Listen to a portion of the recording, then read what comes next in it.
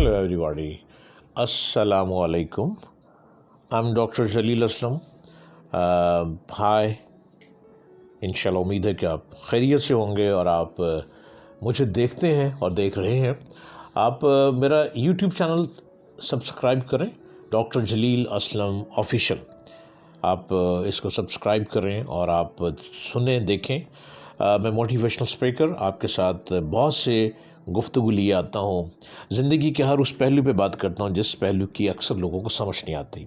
बहुत लोग ये समझते हैं कि शायद वो इन्फिनिटी कॉम्प्लेक्स में हैं और वो साइकेट्रिस्ट की तरफ भागते हैं, और साइकेट्रिस्ट की मेडिसिन आपको डिप्रेशन में ले जाती है, सोलाने में ले जाती है कि आप सोते रहते हैं हर वक्त। आपके अंदर जो क्वालिटीज़ हैं, अपनी क्वालिटीज़ को आप मेडिसिन खा के, नींद की मेडिसिन से आप डेड कर रहे हैं अपने आप को।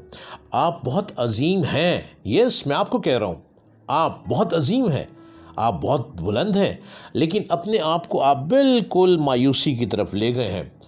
आपने नाम सुना है टाटा का? जी, एक इंटरनेशनल बिजनेसमैन है टाटा, JRD टाटा। टाटा जिस वक्त 85 ईयर के थे, तो 85 ईयर में भी वो स्केटिंग करते थे, वो स्विमिंग करते थे, और उन्होंने अपने माइंड को इतना फ्रेश रखा हुआ था कि उनके बिज़नेस को आगे बढ़ाने के लिए टाटा की जो माइंड फ्रेश है, वो ये कहा करते थे कि उनकी एज दिमाग में है, कैलेंडर पे नहीं है। और जो शख्स ये समझते हैं कि उनकी एज का ताल्लुक कैलेंडर से नहीं है, वो कब पैदा हुए, उनकी एज का ताल्लुक उनके दिमाग के साथ है। जो हमेशा फ्रेश रहते हैं वो हमेशा यंग रहते हैं, जो हमेशा अपने आप को यंग समझते हैं वो हमेशा भागते रहते हैं, और जो हमेशा भागते रहते हैं वो कोई ना कोई एथलीट्स होते हैं। और एथलीट्स क्या होता है? बाजी जीतने वाला, बाजीगर। जो बाजी को जीत जाता है वही मुकद्दर का सिकंदर बन जाता है। मुकद्दर का सिकंदर बनना कोई मुश्किल नहीं है, सिर्फ टेक्निक है। जो चीज़ टाटा ये कहा करते थे, मैं चूँकि उनकी मैंने बुक पढ़ी तो उस पर उन्होंने ये कहा है कि जो चीज़ें मुझको बराबर जवान रखती हैं, ये टाटा कहा करते थे कि जो चीज़ उनको बराबर जवान रखती है उनमें से एक ये हकीकत है कि मैं ख़तरात में जीने के लिए रहता हूँ। ज़िंदगी को कारआमद बनाने की खातिर आपको रिस्क लेने के लिए तैयार रहना चाहिए। बिज़नेस, खेल, शादी, हर चीज़ में रिस्क है। अरे भाई, रिस्क है तो इश्क है, और इश्क है तो रिस्क है।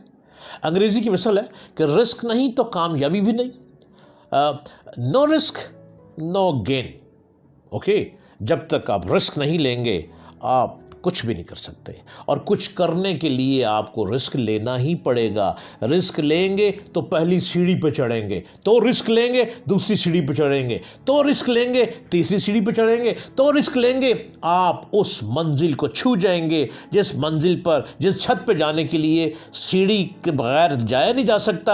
आप वहाँ पे पहुँच जाएंगे, और जब वहाँ पे पहुँच जाएंगे तो कोई आपको उतार नहीं सकता। आप जब उतरेंगे अपने दिमाग की बेवकूफ़ी से उतरेंगे, और जब मज़ीद बुलंदी पर जाएंगे तो अपने ही दिमाग से, अपने विज़डम से, अपनी अक्लमंदी से और अपनी सलाहियतों से आप आगे बढ़ते चले जाएंगे। लिहाजा अंग्रेज़ी की इस मिसल को याद रखें, नो रिस्क नो गेन। यहाँ सवाल ये है कि रिस्क और ख़तरात क्यों आदमी को कामयाबी और तरक्की की तरफ ले जाते हैं। इनकी वजह यह है कि रिस्क आदमी को जगाता है, रिस्क आदमी को झंझोड़ता है, रिस्क आदमी को, वो एक मामूली इंसान को गैर इंसान बना देता है। आदमी अगर ख़तरात का सामना करे, वो रिस्क की सूरतों से दूर रहे, तो दुरुस्त और काहिल इंसान बन जाएगा। दुरुस्त तो नहीं बनेगा, काहिल इंसान बन जाएगा, सुस्त बन जाएगा। अगर रिस्क नहीं लेगा तो सुस्त हो जाएगा। उसकी फितरी सलाहियतें उसको बेवकूफ़ बनाती चली जाएंगी, और जो उसके अंदर फितरी सलाहियतें हैं उसको उजागर करने के लिए, उसको आगे बढ़ाने के लिए आपको, इंसान को, अपनी सलाहियतों को हर मौके को हासिल करना चाहिए, किसी भी मौके को ज़ाया नहीं करना चाहिए। और वो ऐसा बीज होगा जो फटा नहीं कि दरख्त बुने, वो ऐसा ज़ख़ीरा है बन जाएगा आप जिसमें मौजें नहीं, वो तूफ़ान की सूरत अख्तियार कर जाएगा, जो अपने रिस्क को लेते हुए अपनी सलाहियतों को उजागर करेगा, जो बुलंदी को छू जाएगा।